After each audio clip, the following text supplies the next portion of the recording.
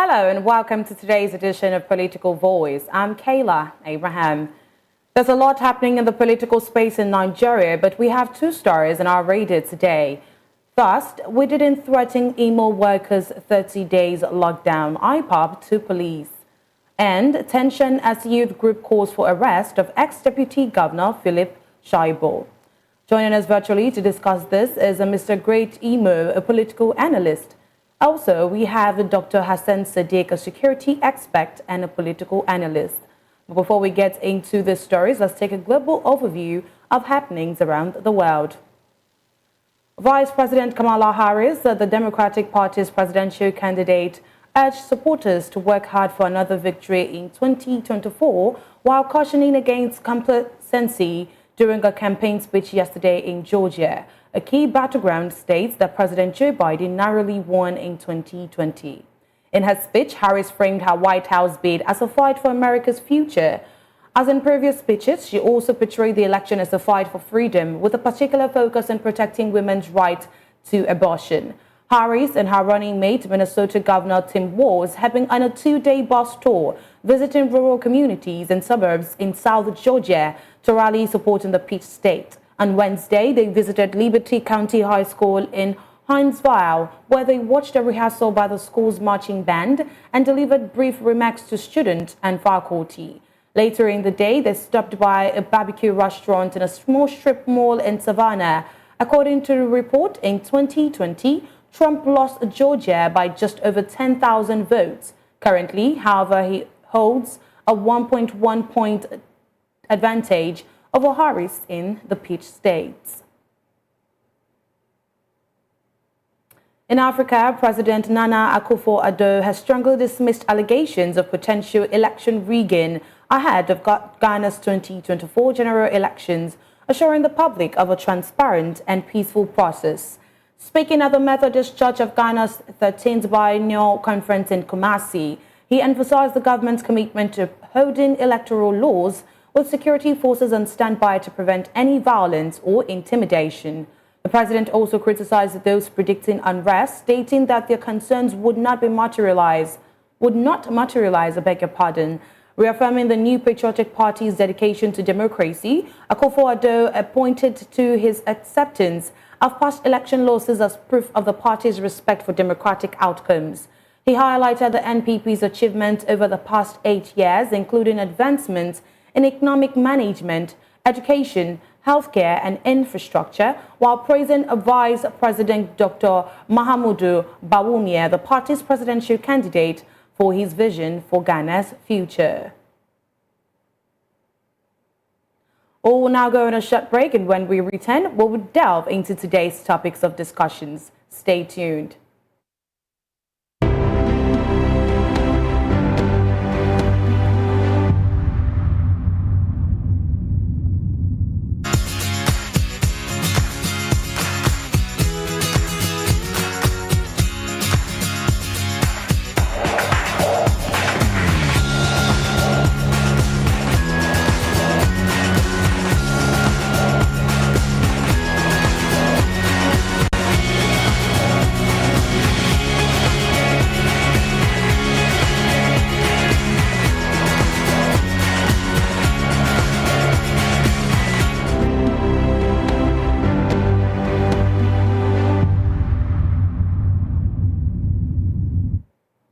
Welcome back.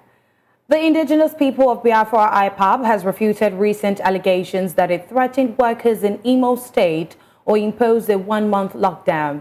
The group's denial follows claims made by Imo State Police Commissioner Alhaji Aboki Danjuma, who suggested that IPOB intended to shut down the State Workers' Secretariat.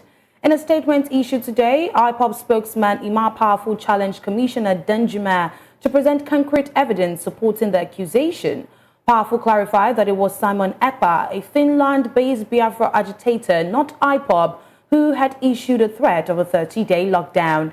IPOB's statement aims to address and correct the misinformation circulating about its activities and intentions. In Powerful's words, I quote, "The noble family and movement of the indigenous people of Biafra IPOB, led by the great and indomitable leader Mazi Nnamdi Okukano, caution the Imo State Police Commissioner Alhaji Aboki Danjuma to stop misinforming the Imo workers that IPOB issued a threat to Imo State workers. Dear Aboki Commissioner, stop behaving like an ostrich and call the criminals that issued a threat by their names. For public records, IPOB did not issue any threat and will never issue any threat to our people. IPOB can never impose any hardship on our people by issuing a 1-month lockdown. IPOB are the people and the people are IPOB. Therefore, we cannot punish ourselves. Biafrans should ignore the Aboki Commissioner as IPOB never threatened Imo State workers or Biafran workers. End quote. Now joining us in today's Political Voice is Dr. Hassan Sadiq, a security expert and political affairs analyst. Welcome to Political Voice today, Dr. Sadiq.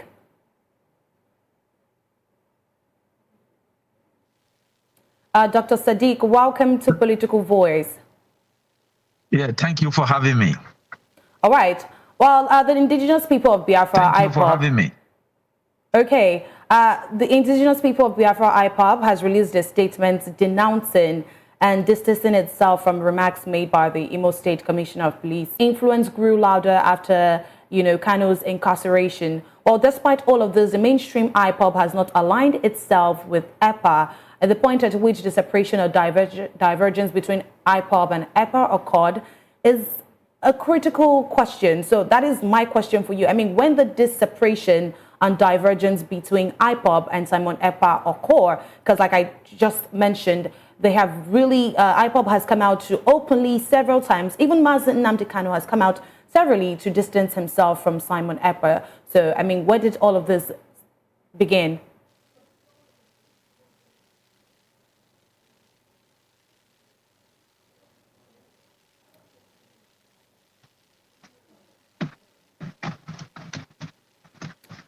Dr. Sadiq, are you there? Yes, I'm here, but the network. Can you hear me? Yes, clearly I can. Please go on. Yes, I didn't hear your question. All right. I will just take it quickly. Well, IPOB has consistently distanced itself from Simon Ekpa and his activities in the Southeast. Well, particularly, IPOB has also criticized the Monday sit-at-home orders and other lockdowns in the region, telling the Southeasterners to ignore such directives, while Simon Ekpa, on the other hand, has promoted a more violent approach to the Biafra struggle. I mean, we know he was once an ally of Mazi Nnamdi Kanu, but his influence grew louder after Nnamdi Kanu's incarceration. Well, despite all of this, IPOB has not aligned itself with Simon Ekpa. Well, when did this separation and divergence between IPOB and Ekpa occur? Because right now, IPOB has come out through its director of media, Ima Powerful, stating that they did not issue any threat to Imo State workers because the Commissioner of Police in Imo State, Alhaji Danjuma, did come out some days ago saying that IPOB is issuing Imo State workers a 30-day lockdown in the state. Well, when did all of this separation between IPOB and Nnamdi Kanu? Because Ima Powerful is telling us one thing now, that it is not IPOB, it is Simon Ekpa, rather, that issued this lockdown on the state. So when did this divergence happen between both parties? Okay. Yes. If you are looking at it now, this is what I call the security implications of IPOB activities in the Southeast. All this while, that when we have an issue of insecurity and it's not properly handled, then there are insecurity implications. Those implications are the other group now who have now separated themselves from IPOB, and now you can see that from there they are now going to start growing their own activities and everything different from IPOB. That is why I keep on saying that we are supposed to resolve Nnamdi Kanu issue on security basis, not political.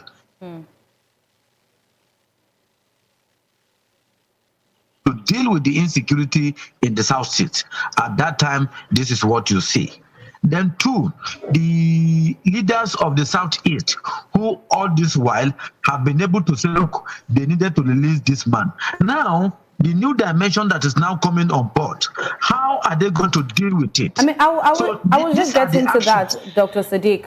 I was just getting to that. I mean, we are yet to hear from the Southeast solutions to solve it, so that such things will not repeat itself again. Why the insecurity in the Southeast? How are we going to deal with it?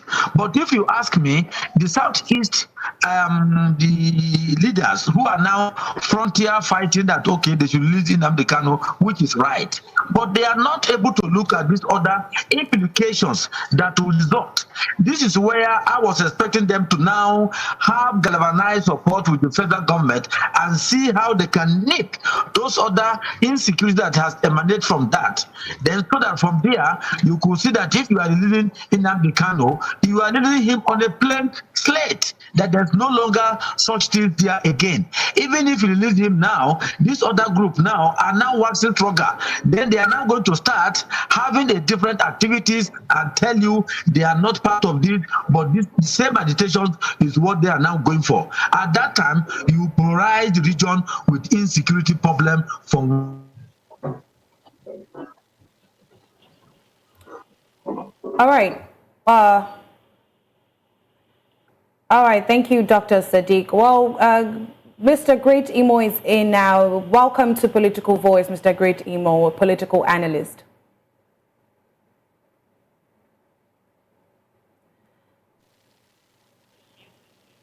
Mr. Great Imo, if you would unmute yourself so we could hear you.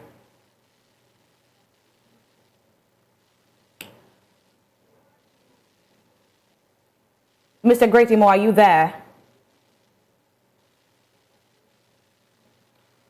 All right, while we wait for Mr. Great Imo to unmute himself so we could hear him clearer, the Indigenous people of Biafra IPOB released a statement announcing and distancing himself from remarks made by the Imo State Commissioner of Police, who attributed the call for a 30 lockdown in Imo State to IPOB.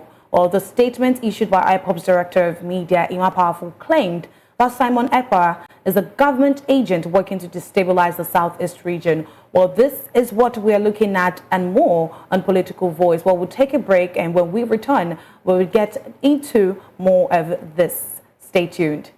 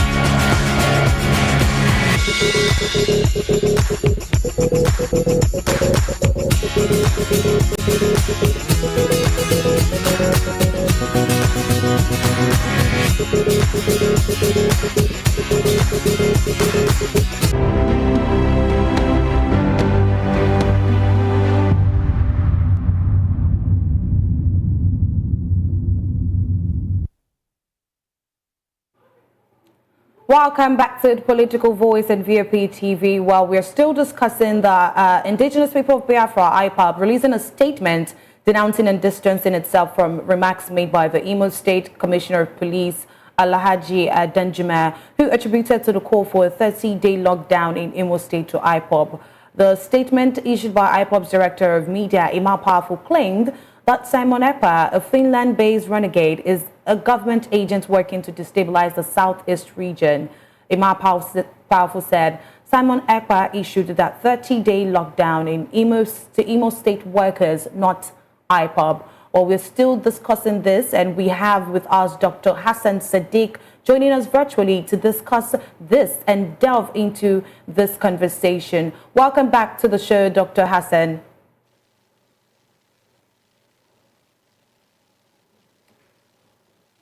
Dr. Sadiq, can you hear me?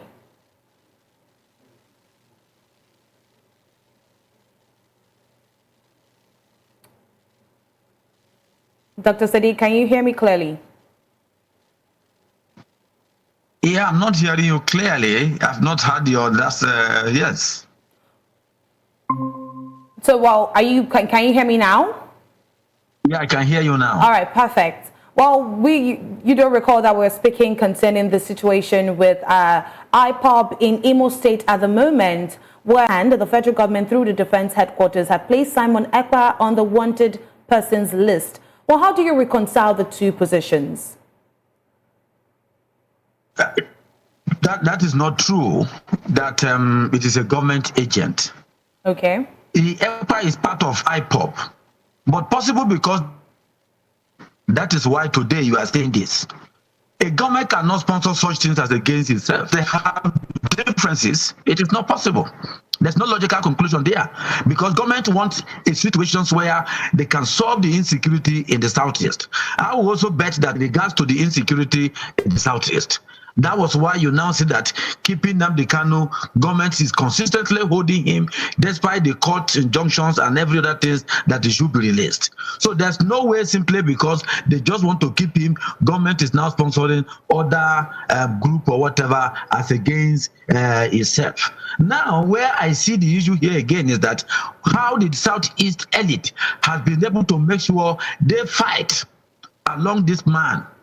Since Nnamdi Kanu is in detentions, how is this guy now getting his weapon? How is he having his people? How are they now relating to the security, giving information about the Ekpa to prove that, look, this person is only his government sponsor. It is not a group that cut off from IPOB as a group in totality. So there's no clear cut that government is the one sponsoring it. No. I have also seen in the video another clip how the man also threatened the country as a whole about 2 years ago, when he now puts a video, declarations and all that. What has Southeast did, or the elite, in regards to this? How did they able to give information regarding to the security agency? This is it, they should go after them. Or some members of IPOB leaking informations, making sure government get hold on this, for them to also use it to prove to the government that these are unknown gunmen that were just trying to use Nnamdi Kanu name to cause mayhem. They are not part of it. This action has not been able to display by the Southeast elite and by the indigenous people of Biafra themselves, the original one. That has not been done. Okay. So there's no way any of them can now come and say government is the one sponsoring this as against. It is not true. Well, Dr. Sadiq, you're saying this right now because what is IPOB's view and this is IPOB's opinion. Well, they've claimed severally that Simon Ekpa is an agent being sponsored by the government. So if you say you do not think he is being sponsored by the government or works with the government, well, who is Simon Ekpa now working for? Because IPOB has clearly disassociated itself from Simon Ekpa. I'm not getting you clearly. I'm not getting you, Scotting. Dr. Sadiq, can you hear me now? Can you hear me clearly? Yeah, it's not very clear. The line is breaking, yes. There's interference in it. Okay. Well, I did say that, you are saying Simon Ekpa isn't working for the government, although IPOB doesn't feel that way. Well, they are claiming that Simon Ekpa is an agent being sponsored by the government to destabilize the Southeast. Well, my question to you now is, we've seen IPOB and Mazi Nnamdi Kanu disassociate themselves with Simon Ekpa severally, while some other parties are saying Simon Ekpa is the prime minister of IPOB. Well, if all of this is happening with Nnamdi Kanu, disassociating himself from Simon Ekpa, who is Simon Ekpa then working for? Simon Ekpa is working for IPOB. It's because Nnamdi Kanu is in detentions, some of them are now saying so. How can government is using him as an agent to stabilize Southeast? Southeast is a cardinal zone for government of the Federal Republic of Nigeria. So there's no way the government in itself will use him to destabilize the East. What is government going to gain? Government is only making sure Southeast should be in peace. Issue of agitations, all those things, we should out of it. Because the federal government today does not want the Southeast to cut out of Nigeria. They don't want to hear anything called Biafra. The government does not want any inch of his territory to cut and have an independence. So it is on this part you could be able to see that no, government cannot use him to destabilize the Southeast. On what interest will government do that? Because the reason why government is fighting IPOB is that because government does not want the Southeast to cut out of Nigeria. Because the Southeast is a cardinal zone for the federal government of Nigeria. This one already. So if the government now does not want, why? Dr. Sadiq. So that is why I said the political elite of the Southeast, how have they been able to collaborate with the federal government to make sure they deal with this person when Nnamdi Kanu is in prison to prove that on the basis of this, they are not together. So it's a part of, it's the arms of IPOB. There's no way anybody can come now and claim that because the evidence will be glaring. Look, in security investigations, it's going to be cleared. There's nothing you can hide. It's not political when you lie because most of the evidences you normally use in security investigations are natural evidence and not things you can manufacture because it will not give you the end result of what you are even trying to investigate. That is why I said if the government is now trying to use Simon as a way to destabilize the eastern part of the country, on what purpose? Why the government is fighting that they don't want the East to even go out of Nigeria? So how can they, the same people now come and now using another means to destabilize the zone that you wanted so much? To the extent that you are keeping the person who is leading the agitation there in detention without not releasing him. Because the government believe that if you release him, you will go again and continue agitations of dividing the country. Why the government is now having the fear? Because we have what we call international. All right. Thank you so much, Dr. Hassan Sadiq. Well, now we've got Mr. Great Imo joining us virtually, a political analyst. Welcome to Political Voice, Mr. Great Imo. Thank you, and good evening to your viewers. All right, good evening and welcome. Well, we are on the subject of the indigenous people of Biafra IPOB releasing a statement today denouncing and distancing itself from remarks made by the Imo State Commissioner of Police, Alhaji Denjuma, that attributed the call for a 30-day lockdown in Imo State and to Imo State workers to IPOB. Well, IPOB's Director of Media, Emma Powerful, claimed that Simon Ekpa, a Finland-based renegade, is working with the government to destabilize the Southeast region and is responsible for that threat and the lockdown, the 30-day lockdown to Imo State workers. Well, we've seen IPOB consistently distance itself from Simon Ekpa and his activities in the Southeast. I mean, particularly with the IPOB criticizing the Monday sit-at-home orders and occasional lockdowns in the region, urging Southeasterners to ignore such directive. Now, my question to you, Mr. Great Imo, is when did this divergence and separation occur between IPOB and Simon Ekpa? Well, thank you. I think to start with, from what we know or what we have read and heard from various sources, Simon Ekpa has never been a member of IPOB. I guess he was an independent agitator who was in support of Mazen Nnamdi Kanu and had garnered his own followership, but he also in support of Mazen Nnamdi Kanu.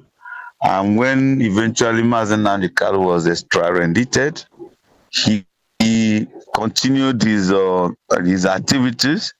And I guess what was in public view at that time, the IPOB leadership wanted him to come under their distance, but I think that never worked. So he is what joins them together is that has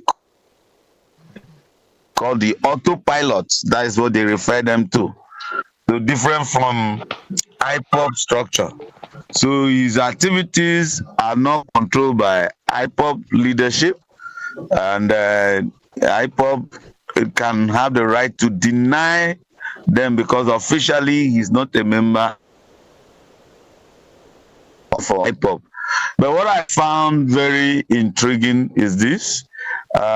Also listening to what, reading through what Imapa said, is official spokesperson of IPOB.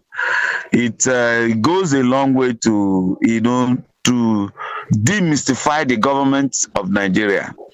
That the entities organizing Nigeria have not even been able to understand the fact that there are different entities in Nigeria who subscribe to the Biafran struggle or independence struggle, and the inability to differentiate them is funny. It smacks of us not being intelligent enough, because they are too fixated on IPOB, but there are over 10 groups. And as a group and individuals on their own in various countries, in various places, pushing for the agitation of Biafra. And if without this knowledge of how this thing was, the background issues, are you definitely going to relate with this issue? The focal point is that the subject is Biafra. But there are different interests, different individuals. But government must be able to profile them, differentiate them, and know when activities has been carried out on behalf of one group or the other, so that you're able to know how to deal and relate with it. But furthermore, also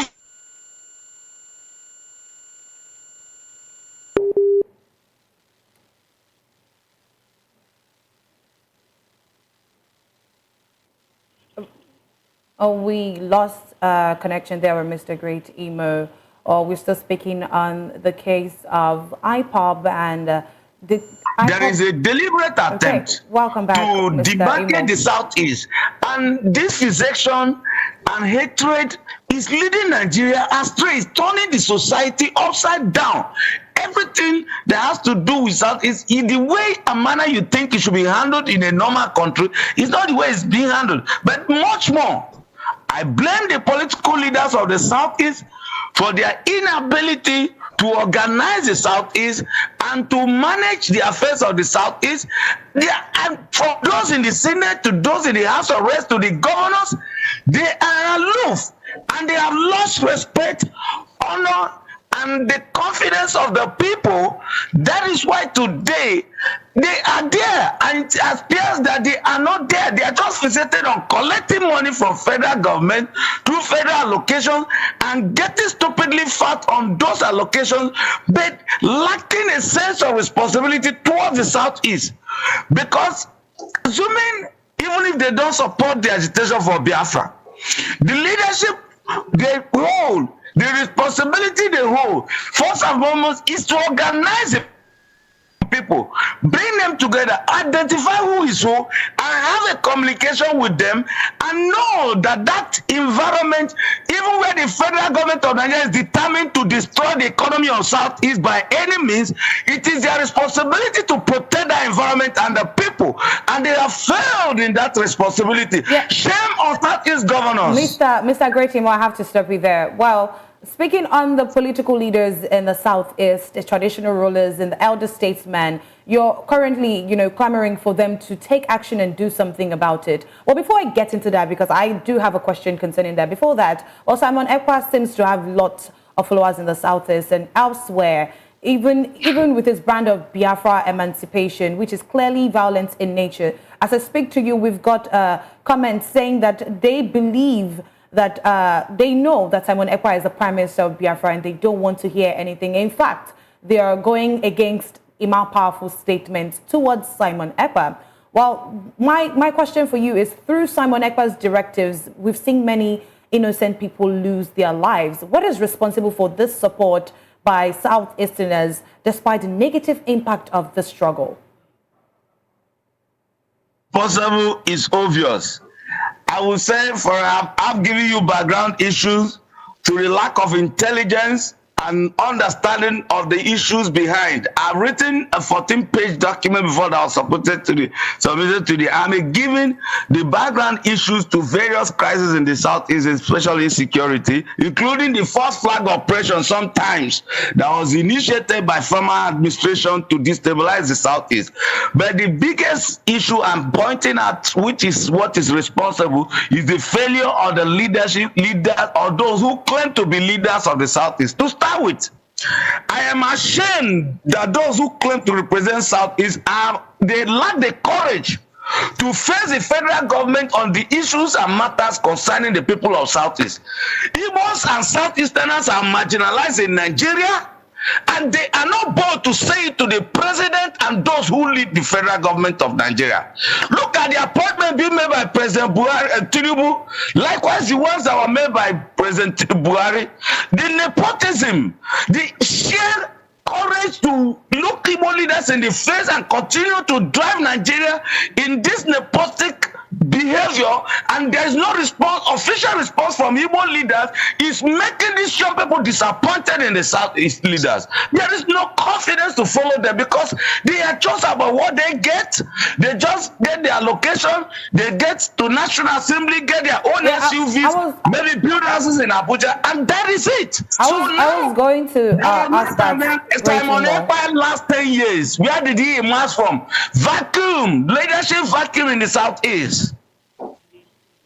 Mr. Great Imo, I was going to speak on the leadership in the Southeast. Well, my question to you now is, why do you think the Southeast leaders haven't interfered or mediated or done something about it like you are currently speaking of? Because we've seen this happen for some time now. And like you said, the political elites in the Southeast, the traditional rulers, are yet to, take action. Well, why do you think they haven't done that yet? Would you say they're benefiting from this somehow?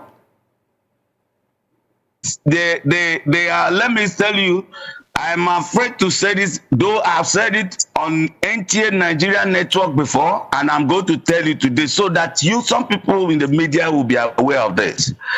The characters in the Southeast, people in the Southeast perceive them as foreign agents in the Southeast. Like sometimes we perceive some of the people leading Nigeria as foreign agents in this country. These people are not elected by the people, despite the agitation. Those who believe in Nigeria, still believe in one Nigeria, still want a kind of leadership. They are kind of people they know, they trust, that can lead them, even when it is not matters concerning federal government, matters concerning their state. The characters you see in the Southeast were characters that were forced upon the people of Southeastern Nigeria. Go and check record of election. This last election in Imo State, for example, registered voters with beavers is about 500,000, but the outcome of the election shows about 700,000. More than 300,000 or thereabout were fictitious numbers. We know how somebody who came forth became the governor of Imo State, and we know what that state looks like today. And when he feared that he does not have the support of the people, he invited the army, and that is how Imo State became a violent situation till tomorrow. Let me tell you, the problem begins with allowing the people of Southeast to choose their leaders. Even when those who say they are agitating, there are those who believe in one Nigeria. The leadership that will represent them in the political space in Nigeria must be the kind of people they choose. INEC, police, DSS, army should stop being used to install governors, senators, and House of Rep members in the Southeast. Go and check results and elections outcome in the Southeast. They don't make sense at all. These people you see there, most of them does not have the connect with the people, therefore they can't tell them anything. Leadership is not imposed. Leaders must merit followership. So if Nigeria is serious about Southeast, they should stop interfering in elections in the Southeast. Today you go to Abia, the governor there is being feted. It's not that he's the best in Nigeria, but because the people feel that they were responsible for bringing him, and for him to win that governorship election, some people's neck were broken. Some people the results were hijacked. But they were too determined that many people also lost their life in that state. But must it continue like that? I would say we want to have a country that is functional, that want to make progress in this 21st century, that the world is moving at a very fast I'll have to interject now. I don't think that for Nigeria to remain, Igbos must suffer, remains in power, continue to undermine this country. All right, Great Imo, I will have to interject now. Well, thank you very much for your opinion. Well, we have Dr. Sadiq Hassan joining us again. Welcome, Dr. Sadiq.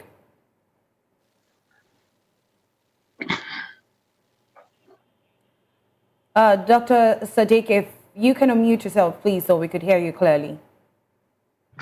Okay. Can you hear me now? Yes. I hope you can hear me clearly too. Yes. Well, yes. Now, the IPOB's director of media, Ima Powerful, declared a disclaimer against Simon Ekpa, like I said initially, and Southeasterners, especially observing the Monday sit at home. Well, can we say Simon Ekpa's faction is more popular than that of Mazi Nnamdi Kanu now in the Southeast? There's something we need to clear before we go to your questions, based on the last speakers. Elections maneuvering is cut across the federation. It is not issue peculiarity only to the Southeast. We need to understand this one. That the same we're having election irregularity in the state, Imo, anywhere, the same you have it, Kano, Kaduna, Kogi, other places and part of the country. We shouldn't bring it into the issue of agitations for a nations differently. And again, all the nations' zones are being marginalized by the political elite that are cut across the country. We need to understand this one, first of all, so that it is on that part we can be able to have a proper perspective. What is the motive of IPOB? What are they for? And how do we be able to deal with it one by one? Now, coming back to the questions you are asking. Yes, I've said it before, that for the police to come out to be able to say this about Simon Ekpa, whatever. Simon Ekpa is part of IPOB. Now, what has happened that because Nnamdi Kanu has not been released for over a while, that is why now they are cutting out. There are fusions in between. So this is what now causes it. So if IPOB now denounce about this other group, it is a good one. But it has its own implications, which means if the government now says, okay, the leader of the IPOB, which is known Nnamdi Kanu, is being released, then this one now will continue to wax and strong, because it has now separated to two. So these are the bigger problem. That is why I said the only people who I think that can be able to do this, how have they been able to give information to several authority of security to make sure this guy, since Nnamdi Kanu was in the detentions, then he's been nabbed. The guy has posted a video. At one time, if the government did not listen to IPOB or whatever, this is what they are going to do as at that time. Except now that recently, then the IPOB is now denouncing this person particular that is not part of them, but it's part of IPOB from the one. So you could see that they are making it more difficult. That is why I said for the police in Imo State that have come to make this information, they have intelligent reports on the basis of this. Even if IPOB now went and said, look, this person is not part of them on the basis of this, then where are the clarity to prove? So these are the issues we have to look at, because we are talking of security, we are not talking of political. Where certain things you can say it does not have a basis, there's no proof to it. But in anything security, you must have a base for your information, you must have detail. That's why I say most of the evidence we are going to use are not manufactured and natural evidence, because the actions took place in the previous. That is why you can be able to use it, plus and minus, and now give so that this is likely what they intend to do. All right, Dr. Sadiq, before we move on to our final, our next conversation, well, you do recall that the federal government some days ago revealed that a Canada-based Nigeria, Amaka patients to be precise, started threatening Yorubas and Benin's based in foreign countries that she will begin to poison them whenever she comes across any Nigerians that are from these tribes. Well, there are speculations that this particular influence was that of Simon Ekpa. Well, what do you have to say about that? the line was cut. I didn't hear you clearly. Can you hear me now, Dr. Sadiq? I'm hearing you now. All I right. can hear you now. I said, you do recall a few days ago, the federal government revealed a lady based in Canada, her name is Amaka Patience, to be precise, that she is behind poisoning, or she did come out to say she was going to poison Yorubas and Bini indigents based in foreign countries when she comes across them. Well, there are speculations online and going around that this is an influence of Simon Ekpa. What do you make of that? We have an agency called NIA, Nigeria Intelligence Agency, which their responsibility is across the globe. But for the federal government to be able to come out and lay these allegations, they have the security report through their intelligence gathering. So, but to me, the government should take it as one person, Amaka, who think he can poison this particular tribe is talking about. You shouldn't take it as because it's an Igbo. So on that area, see what the Igbos are doing. We should not go to that line. So the government should make sure such persons should be get hold on and dealt with. As an individual, not to look at it is Igbo because they are agitating for IPOB, Biafra, and not that. To that line. Government should look at it as a one person who tried to fight his own citizens, so that we don't now have another again security implications, because once you are now tagging it as the zone, it becomes a problem. It is better for us to look at it as one individual who is trying to hurt his citizens, not only Yoruba or Bini or anything, but is trying to hurt Nigerian citizens that she will come across in abroad. We should look at it from this angle. Thank you very much, Dr. Sadiq. Finally, great Imo. Before we move on to our next conversation, I would like to know, do you think the Nigerian government is exploiting internal divisions within IPOB to weaken the Biafra?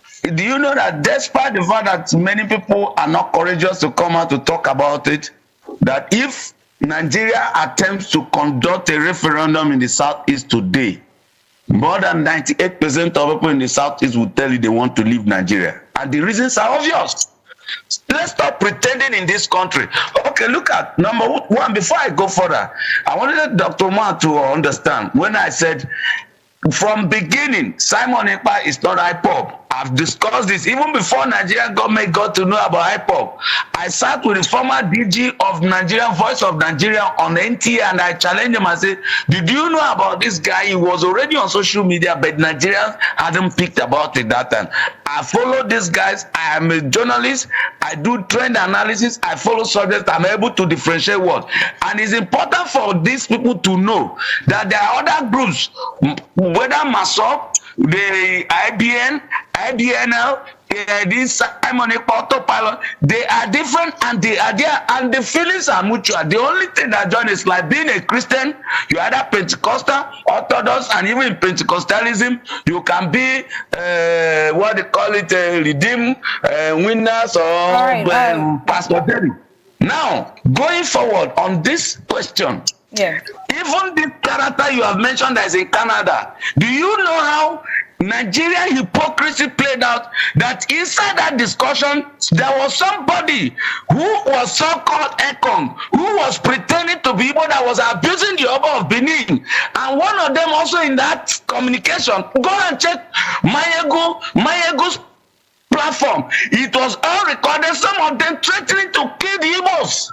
But Abika Dabri ran to go and pick that because she wants an evidence to progress what ethnic bigotry. She has done it before.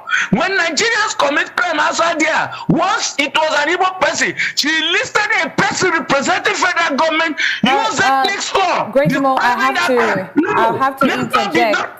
If you want me to be applying on your throne, allow me to hold my opinion, and you can go and verify what I'm saying. All right. Well, we have to move on to our next conversation now, please.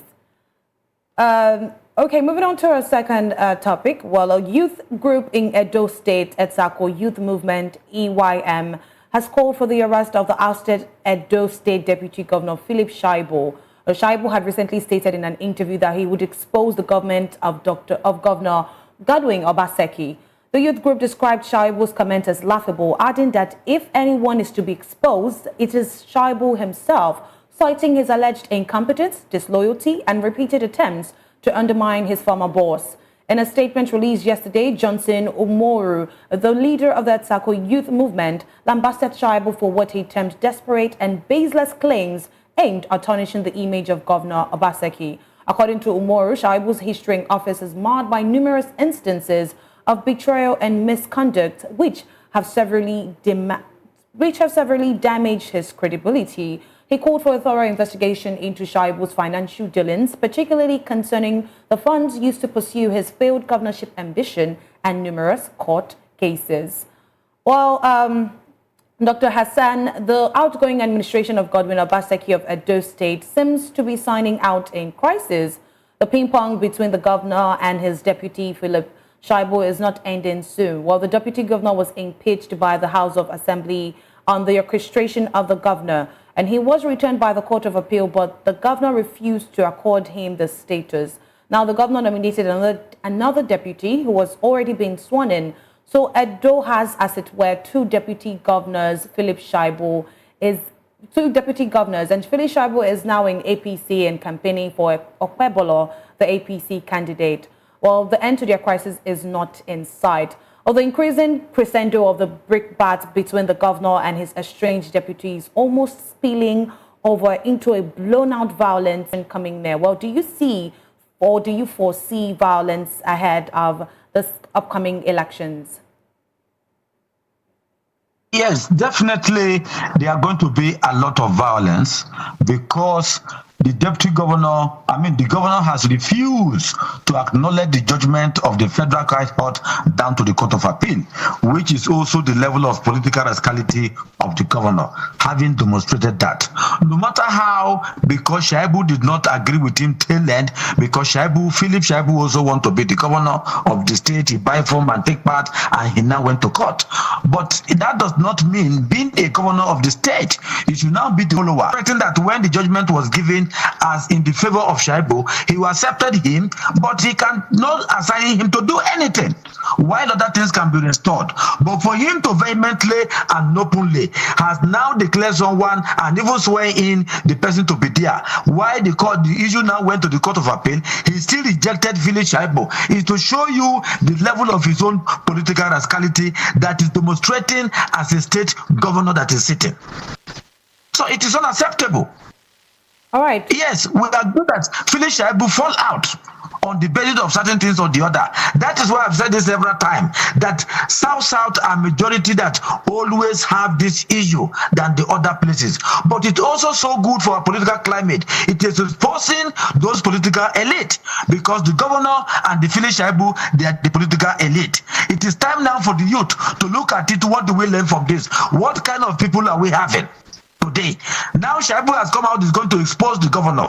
We are waiting for him to expose it, and let the governor also expose Philip Shaibu when they are out of the office. The moment the two of them are out of the office, there's no immunity, then the government can go after them.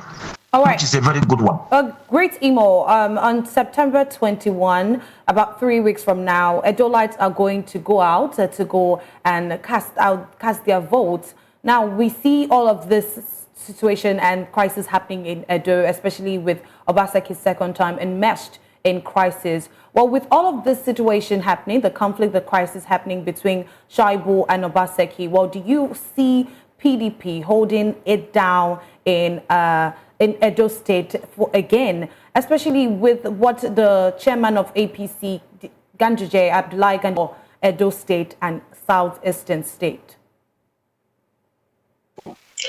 Well, the good thing is that it's an election, and there are other options in the state now, and which is good for democracy, which is good for the good people of Edo.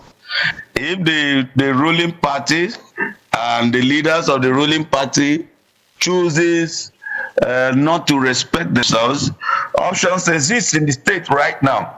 But what I'm very much concerned about is, like, it has background from where we want government to stand its ground. We don't see them acting firmly. These threats of the violence, whether from Shaibu or from Governor unbiased.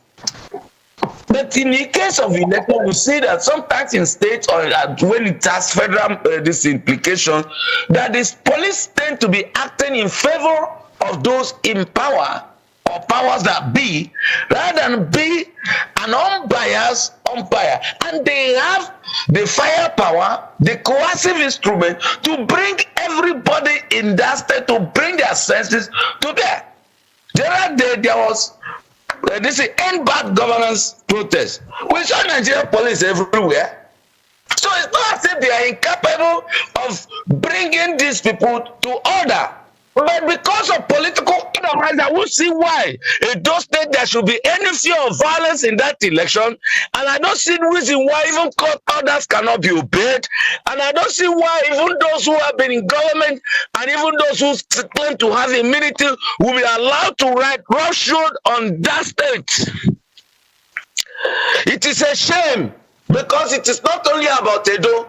We have seen somebody in Kogi called Tatata for killing people. I saw one of these women leaders burned to ashes in her home, and my heart broke for this country. And we keep joking, and we are getting down and down. This our stupidity and cowardness and rascality. All right. Where do this country want to go? Imo, well, thank you very, very much.